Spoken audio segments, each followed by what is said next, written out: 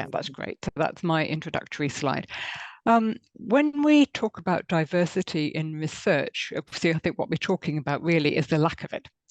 And I think the lack of it stems in part from the fact that lurking at the back of most people's minds when you think about your participants in research is something like an ideal or stereotypical research participant. You'd never describe it like that, but you've got some kind of image at the back of your mind, and mostly it looks like this. Which is, a good Australian bloke, quite middle-aged, smiling, healthy. Very rarely is the image at the back of one's mind immediately something like this, although, of course, these people like that are involved in research.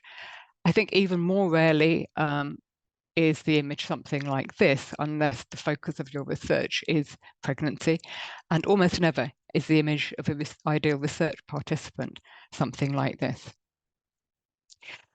So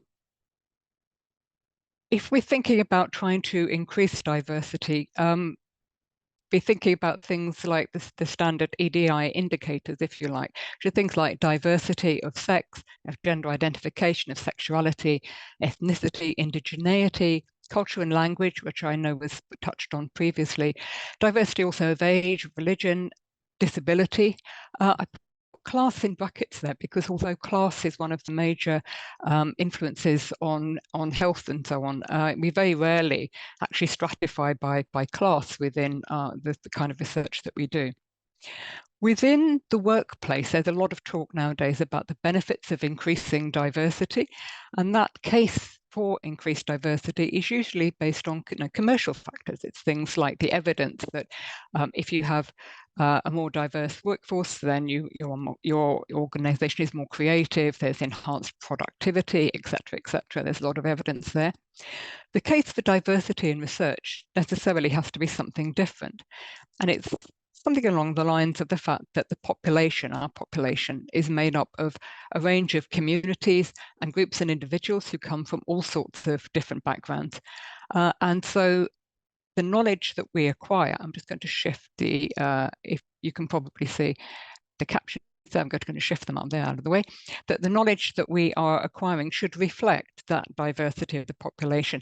And that should include marginalized groups, traditionally marginalized groups, with specific health or social issues. If we think there is a lack of diversity, what is the cause of it? Some of those have been touched on already. There are a number of reasons why participants from different kinds of groups have conventionally, and particularly in clinical research, been actively excluded from that endeavour. One reason is because they're classed as vulnerable or especially vulnerable, and another is just that they're considered difficult to research. And I'm going to come back to both of those later on. Both those groups end up being under-researched and therefore also underserved in terms of health processes and implementation. There's also something like passive exclusion, which again is sometimes less talked about. And that is simply that diversity isn't thought about consciously within setting up your research program. And therefore, those people who are not, let's say, the usual suspects as research participants, easy to access, not considered vulnerable, tend just to fall off at the edges. And that's something which I think HRECs can, in the future, be looking out for. The consequences of exclusion, that is, of not having a diverse enough participant group. Well, some of those consequences are actually pro in the sense that both the research process and the ethical evaluation of it are greatly simplified because they can tend to follow some very familiar tramlines.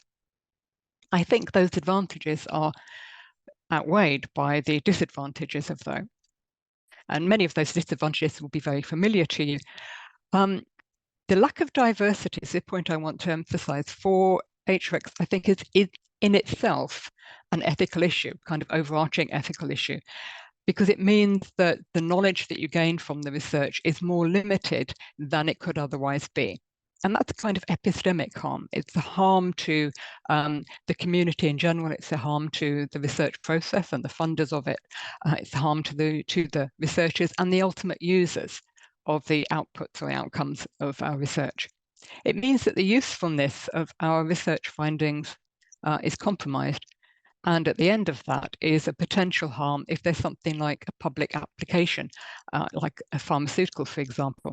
And here's a partially obscured cartoon in which somebody's asking the question, if we don't know which drugs are safest and most effective for pregnant women and children, why don't they just let us into more clinical trials? And the response to that is, well, to protect you from untested drugs. And that is the kind of rationale that's been used in the vulnerability framework to exclude many groups of people and therefore reduce the diversity. There's also an ethical issue to do with, in fact, exclusion or lack of diversity is breaching people's right to participate in research, and that's an ethical injustice. The NHMRC statement on consumer and community involvement in health and medical research, which we touched on previous presentation, states that the NHMRC recognizes the value that consumers and community members add to research, and the fact that they have both a right and a responsibility to do so. And there's an interesting thing there about that duad, that dyad of the right to be part of research and also the civic responsibility, perhaps, to do so. And we also need to think ethically. I think about the lack of respect that's entailed if membership of a group, such as a group of people with disability, that sheer membership of that is assumed to mean the lack of capacity to act as an autonomous agent and put your hand up to taking part in research that might in fact be directly affecting you.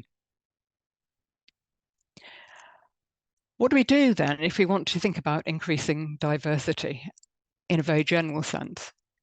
Participants can be more or less diverse in two different ways. They're either the targeted subjects of the research, so we are deciding to undertake research in what might previously have been a group that is underserved in research, let's say pregnant women. But they're also that part of incidental inclusion as well, which is where they're not targeted as the specific aim of the research to involve them, but they are, as I said before, the kind of people who fall off at the edges because we don't necessarily think consciously about trying to include them. Diversity is also seen in the different sort of methods that we use in the research and that HRECs need to be able to evaluate.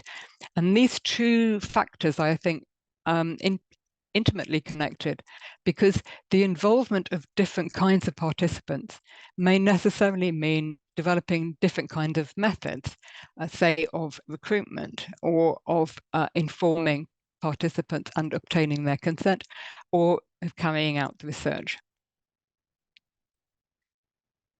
Let's go back to that point about vulnerability before I come back to the too difficult box.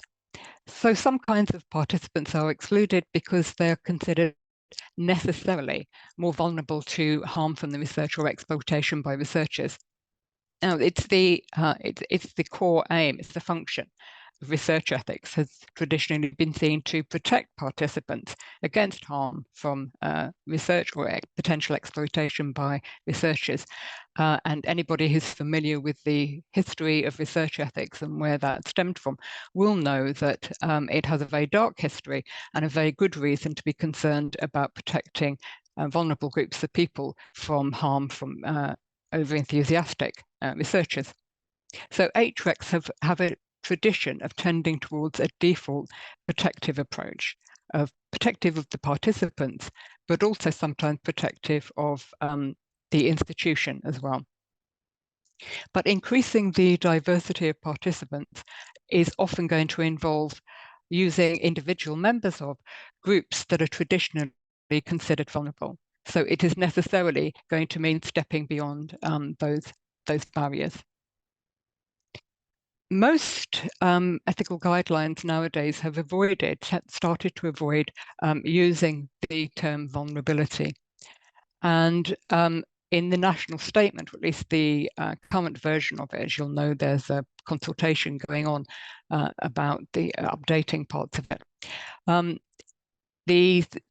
The chapter which would traditionally have been about vulnerable participants is called ethical considerations specific to participants. So those are ethical considerations, things that need to be taken into account above, if you like, the baseline or the background. And these cover groups like women who are pregnant, children, young people, people highly dependent on medical care, people with a cognitive impairment or mental illness, Aboriginal and Torres Strait Islander peoples, and so on. And I think what's clear is that the essence there is still that these are the traditional vulnerable groups. It's just not actually spelled out that way. The ethical issues that are considered in relation to these groups include things like the capacity to consent, the use of proxy consent, how you go about recruiting members of those groups, the potential and real power imbalances that there are between members of those groups and the research enterprise, the research institution, potential harm to the wider community and family members, minimizing what's often described as a more than usual likelihood of discomfort and distress, although it's actually rarely spelt out exactly why that might be the case, and issues around compensation or payment for participation or for any harm that might incur. So as I said, this is mostly still about these groups' assumed intrinsic increased probability of experiencing harm and disadvantage, i.e. vulnerability. But you're all probably aware that there has been a lot of theoretical work over the last few years on vulnerability that recognize it as being perhaps more complex than simply membership of a group, that it's something that's relational, it's highly dependent on context, it's intersectional in the sense that many different factors will be affecting it, that's dynamic and it can shift over time and even over the course of one day. And here's an example of the kind of recent work in bioethics, and in this case in feminist bioethics, that interrogates some of those issues around vulnerability.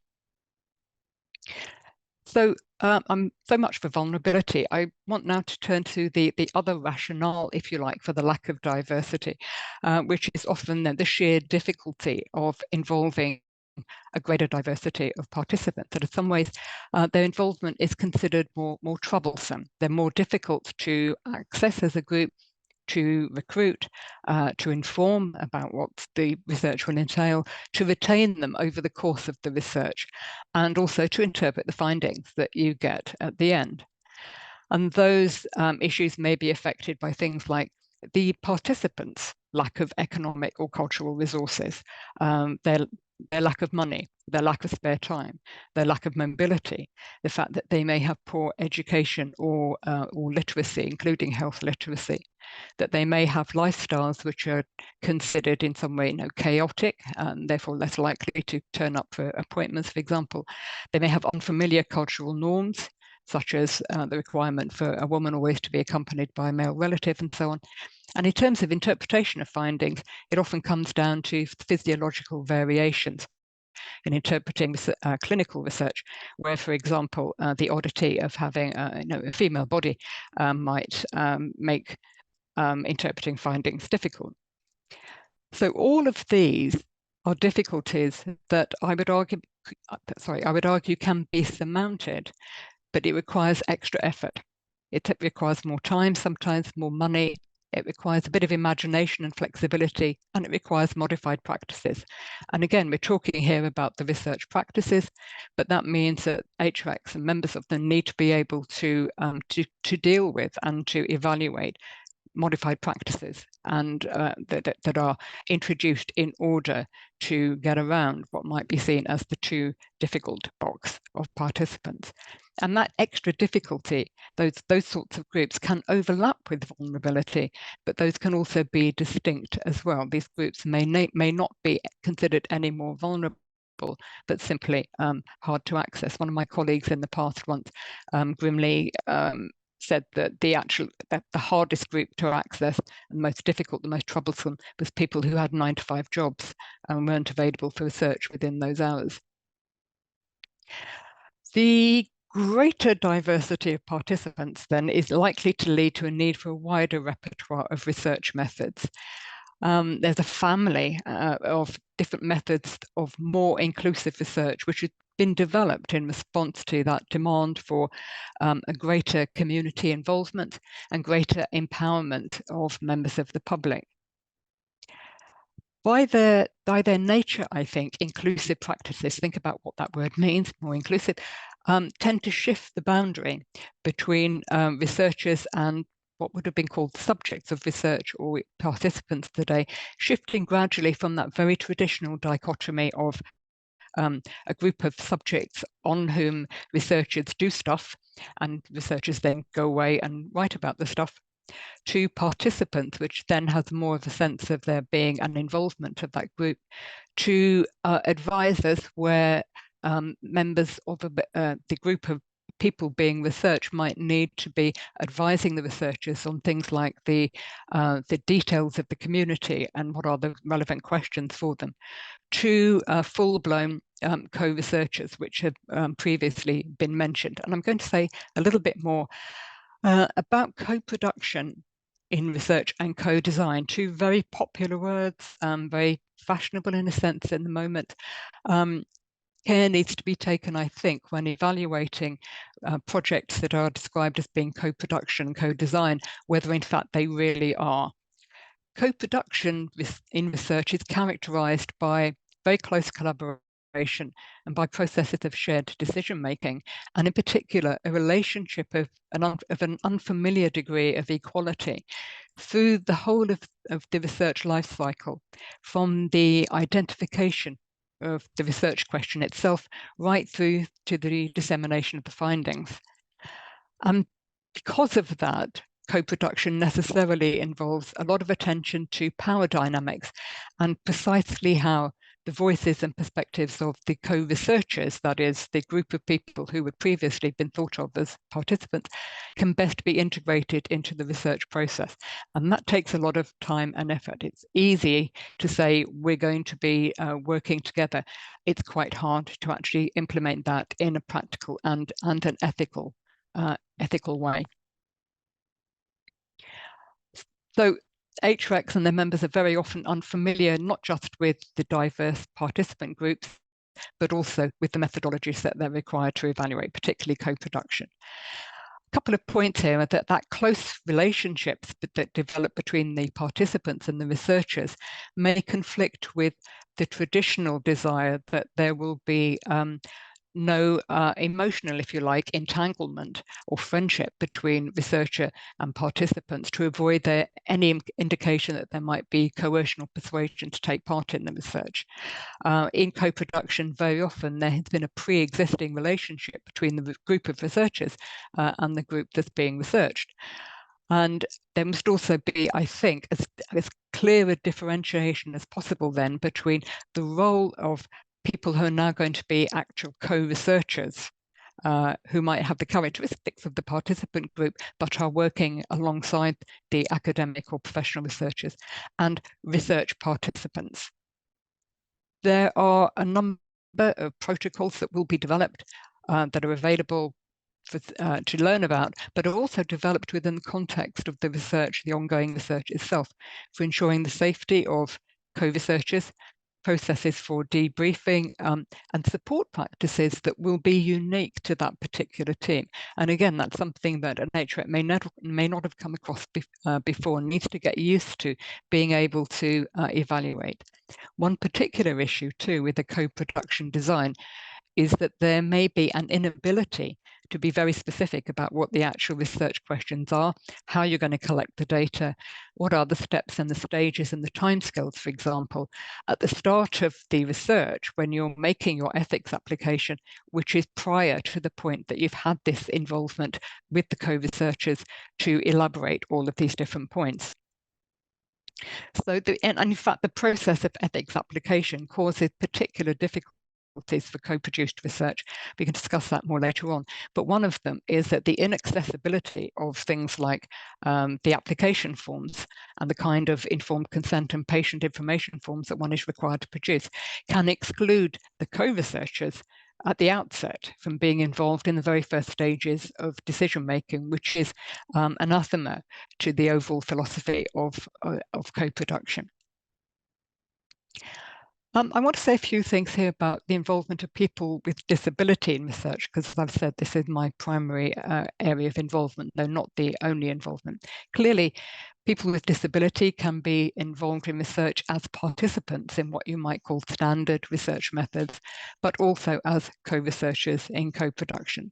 And the main barriers to their involvement remain the assumptions about vulnerability and their incapacity to consent and reluctance to acknowledge the actual role of co-researchers, who may be, right at the start of your project, upset and offended by the structural barriers that remain. For example, and I've certainly experienced this myself in my own research, where the inclusion of a person with intellectual disability, let's say, automatically escalates an application to a higher level of ethical scrutiny than would have been the case if they were not included.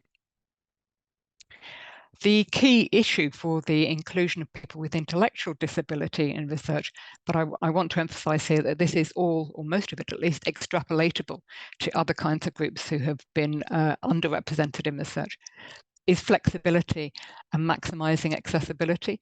And the national statement itself emphasizes the need for there to be measures to ensure that research practices are more generally accessible. And that can include accessibility of environment, such as wheelchair access, accessible bathrooms. Beyond the area of disability, it could be simply holding your research in a city location that's accessible to a particular group. Accessibility of documentation and communication, for example, consent forms being presented in an easy read format, having documents in Braille or hourly available, providing Auslan interpreters, and so on. There are very clear methods available to achieve informed consent at the start of a project and ongoing through it for people with intellectual disability. And here's a quick illustration from an easy read version of a consent form, which asks all the right questions, gets all the right information from the participants or co-researchers, and is still accessible to them. From personal experience, in various project applications that I and my team have made to HRECs when we've been involving people with intellectual disability in our work, we have been questioned on why involve people with disability at all. We come back to that diversity issue. If they have capacity to consent, if they need support to communicate, for example, through technology. We've had queried the presence of support people to help with decision-making and participation, the use of an interview to assess people's comprehension and ability to consent rather than having a document that they sign, the use of easy read documents overall, the fact that we have a long-standing relationship with participant groups. We've been asked whether the research findings are going to be worth the assumed greater risk to our participants and co-researchers, and we've been questioned about paying co-researchers as researchers and rather than giving them a $50 Myers token, which they might receive as participants. And I'm saying this because as you've seen, there's a lot of talk about co-production and there's a lot of talk about inclusion and about greater inclusion being the gold standard, etc. But there are still a lot of, in a sense, knee-jerk responses that act as barriers to achieving that goal. So inclusive research methods are being encouraged, but there's very little explicit guidance about how to do it. And there's little guidance to HRECs about how to evaluate these new methods. And in an unashamed plug for the work of my institute, the Disability Innovation Institute, we specialize in doing inclusive research and co-production. And we have produced a number of guidelines for doing so. And you can go to that website and download those guidelines. And what we are also involved in finalizing at the moment is a set of guidelines for researchers who are making applications, who are using inclusive methods, but are making applications to research ethics committees, and guidelines for members of research ethics committees about how to evaluate inclusive research and co-produced research. And those guidelines should be available from that website at the start of next year. But in advance of that being available, I'm just going to very briefly run through some of the top line points there. about how to evaluate a piece of research that comes towards you in terms of its achievement of greater diversity. And one is that I think HRECs need to start from a principle, from a stance of inclusion rather than exclusion. So are the rationale for the exclusion criteria, the rationales for why people are not being included, actually fair? Has the application made any effort to widen recruitment beyond what we call in the usual suspects, the nice white, middle-class, middle-aged Australian bloke? What has been done about accessibility of communications, including accessibility of the recruitment information, the information for the consent form? And for co-produced research in particular, how have the potential vulnerabilities, because nobody's saying that there aren't any risks here, how have they been identified, and what kind of measures to minimize any harm or provide support, rather than just say, this is too difficult, we're going to exclude that? What kind of measures are in place? What kind of accommodations and support? How are they going to be implemented? What about communications within the team? What about appropriate training and mentoring for members of the research team who are doing inclusive research or co-produced research for the first time? And have a look at the nature of the relationships within the research team, the support that's available, for example, rather than looking at individual co-researchers' capacity and questioning that. Remember, finally, that increased diversity may well add complexity, but it also adds methodological and evidentiary and also ethical rigor to a proposal. So it is overall difficult, but a good thing. And finally, remember diversity within diversity, that even within these extending our idea of diversity to different groups of participants, within those groups, of course, there is their own diversity. One size of method, one size of ethical scrutiny is never going to fit all. So I am ending, if I can, with an image from one of our, with permission, an image from one of the workshops of the kind of research that I do. It's two participants with mild to moderate intellectual disability. On the left is Sky, who's one of our co-researchers, who's clearly pondering a question that's been placed to her there. On the right is Robert, who is a participant, and I can't honestly remember whether Robert there is indicating how happy he is with his continued participation in the day, or whether it was time for a tea break and what kind of biscuit he preferred. But in any case, both of them very capable of indicating their preferences and their interests and being part in different ways of more diverse research with findings that will affect them. So thank you for your attention, and I'll attempt to stop screen sharing now, and I think we have time for a few questions. Great work, Jackie. Yeah, we've got 10 minutes. There's actually 12 minutes for questions, and we'll be having some good fun in the chat room. And may I say, by the way, your comment on information sheets and consent forms is never out of place, because I'm sure many on the call would understand every time you see an information sheet come to an ethics committee and you just really think you would value input from the group for whom it's designed rather than just the same old template, because I think it really doesn't, one size does not fit all. And I know certainly here in Queensland, the Aphasia Research Group do a wonderful job of making their information sheets accessible and readable with lots of white space. So a plea to all ethics committees to push back on rubbish templates when they come to you. Jackie, I'll just ask Alan's put a question. Do you think increasing the diversity of members of HRECs would help address exclusion of diverse participants? Would increasing the number of lay people assist? Yes, I think so, because the traditional makeup of HRECs tends to be often quite limited, and it's people who within a university who put their hand up to be part of it, and restricted set of characteristics, if you like, of people who do that. Necessarily, that gives, I think, a much more narrow view. Of course, there is the difficulty of finding appropriate people and finding people who who might rush forward from the community or from some other kind of interest group to be on a committee, on a research ethics committee, can in itself be problematic about how representative they are of that group of people. But I think efforts need to be made in that direction. Yeah, it would help. Thank you, Jackie. Now, Ian Tyndall has raised his hand. I'm just going to allow Ian to talk. Oops. Yeah, Ian, I think you should be able to talk, Ian. If you want to, that is. But while Ian is thinking about talking, Jackie, so an ethics committee's job, as you say, is to promote inclusion as opposed to exclusion. And we're supported, certainly in some states, Victoria, ACT, and the Queensland, by human rights legislation, which, of course, mandates that one shouldn't be excluded. Section 28, I think, is exclusion to health services. So, to what extent do you think there's that this legislative requirement is, what's the word, not taken seriously, but adhered to, strenuously in the way it potentially should be? And where is the limitation? What do you think the limitations are? Yeah, I don't think people are not taking it seriously. I think many people don't know about it.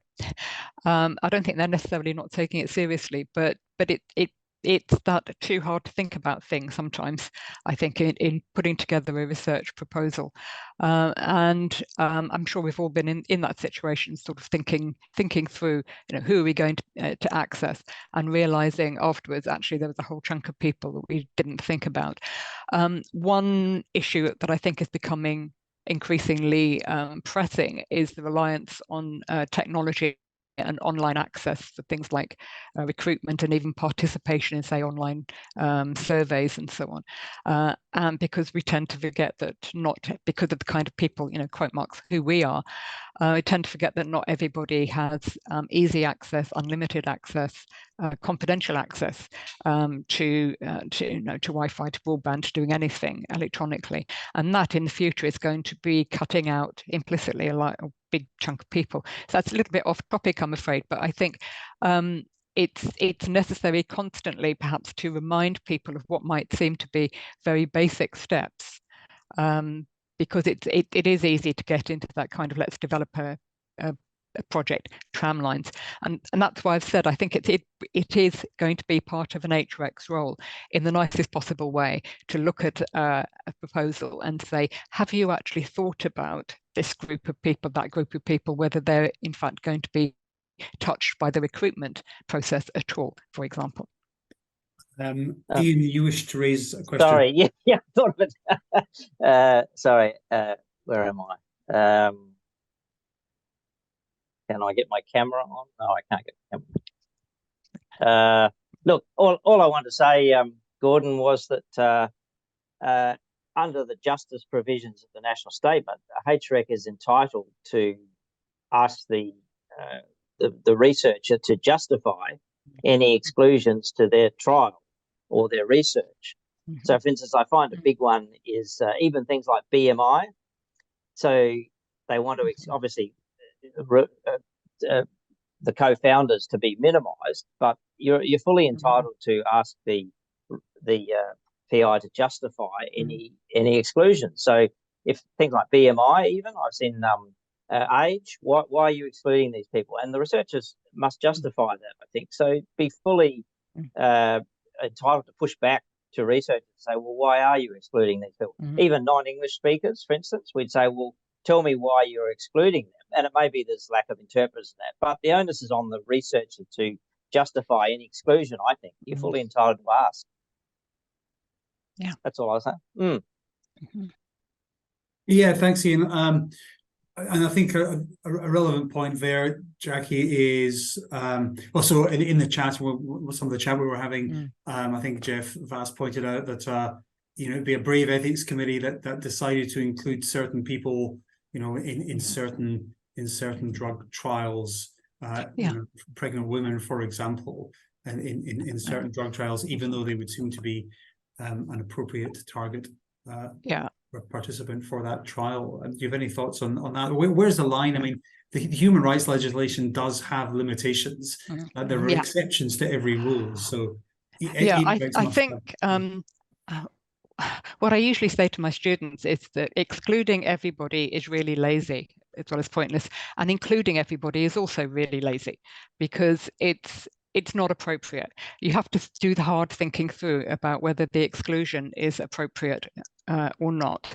I think what tends to happen among many researchers is they don't actually think through whether it is appropriate and relevant, but just do it because they've always done it this way. So I'm not at all saying, I don't think anybody is saying that diversity means bring everybody in willy-nilly, but it means just have a bit more of a think about whether it could be extended beyond that. And there will be some very good, very often physiological or sometimes psychological or social reasons why a group or people should not be included within the research, but it's open for justification, as is said.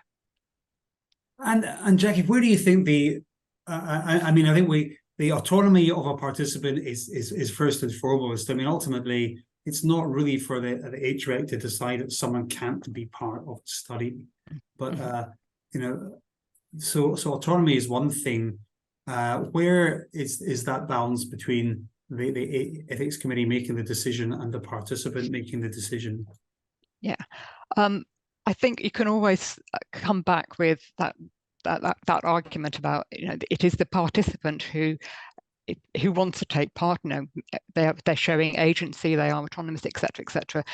The HREC, if it wants to, can come back with yes, but we don't believe that they have been fully informed and they're fully able to make that decision. That they're not. And I'm sure there are people in the audience who've been on both sides of the net there, and I've certainly been involved in some applications where it almost became a kind of, I wouldn't say war, but it was a process of attrition, where one is getting the revised application back so many times that you start thinking, is this actually worth it? Should we just drop this particular subgroup of people? And that's part of the problem, I think. It's not that anybody's blocking something, but it becomes blocked in practice because it is so time-consuming and tiresome. And I think one of our speakers last year or the year before talked about the issue of co-design versus participatory design, which I think is very analogous to what you were suggesting. And I think, you know, obviously that helps to minimize the exclusion because the criteria can be appropriately described and put in place for those groups. So unless you have the whole spectrum of involvement, it's making it difficult at the back end, and it means the ethics committee therefore has to, you know, apply its judgment, and as long as it has the right expertise or seeks the right advice to do so, then that's fine. But would you agree that it's most important really to be able to go through this process to actually ask the questions in a sort of serious manner, rather than not treat it superficially, but potentially not give it as much consideration as it deserves? No, it is appropriate to do that. And again, as I said, many of us will have been on both sides of that net. And in drawing up the guidelines that the Institute we've been working with the National Disability Research Partnership to produce those guidance for ethics applications and for HRECs themselves. There's a lot in those guidelines about having that continued conversation about continuing with it over time, even after one application has been endorsed or authorized, because you're going to be doing something like that in the future. And the committee itself and the members of it should gradually acquire expertise. And for the researchers to have to provide better and better justifications is also good for them, because there are many researchers going into doing more inclusive practices or co-production and co-design who are unfamiliar with it. So they need themselves to be able to be as grounded as possible in the methodologies and know exactly what they're doing and make sure they can methodologically and also ethically justify what it is they're doing. Thank you, Jackie. And Janelle's just raised the point that we were talking about in the chat room, where you know, on the basis of resources, people are excluded. So for example, you know, can't use translators because don't have any money. And that's probably quite a common one you would come up against, I would imagine. Yeah. yeah, and resources are a problem. I think that we've been encouraged to start thinking ahead in making the original research application, to have the bit in there for the funding, for accessibility. So it's thinking that far back.